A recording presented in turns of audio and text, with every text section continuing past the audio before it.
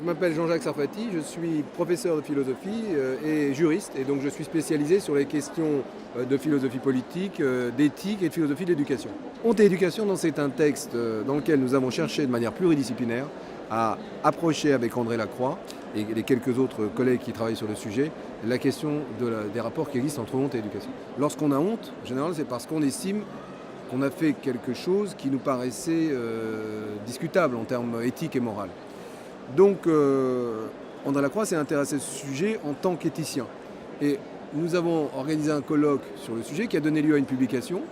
Et à la suite de ce colloque et de cette publication, nous nous sommes rendus compte qu'il y avait une zone d'ombre qui n'était pas traitée, très peu, qui était le rapport qui existait entre honte et éducation. La vieille école, elle utilisait beaucoup l'humiliation, la honte pour éduquer. Bien. Il y a eu ensuite, pendant quelques années, une école pédagogiste, en quelque sorte, qui refusait d'entendre parler de ce sujet.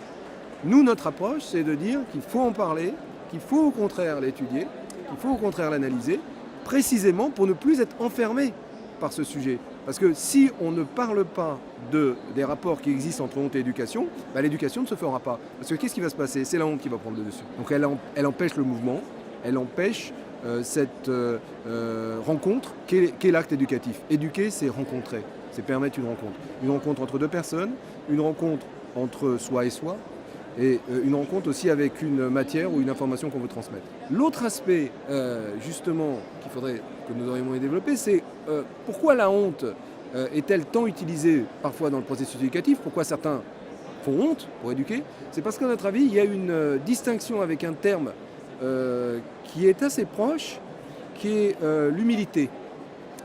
On confond souvent humiliation et humilité. Il ne s'agit pas d'humilier, il s'agit de rappeler la nécessaire humilité de chacun. Alors notre objectif a été justement de chercher une sorte de voie médiane entre ces deux positions qui nous paraissent dogmatiques pour essayer de trouver une voie plus libre, plus juste sur le sujet, et qui renvoie à ce qui nous paraît être l'essentiel ici, c'est-à-dire l'art d'éduquer.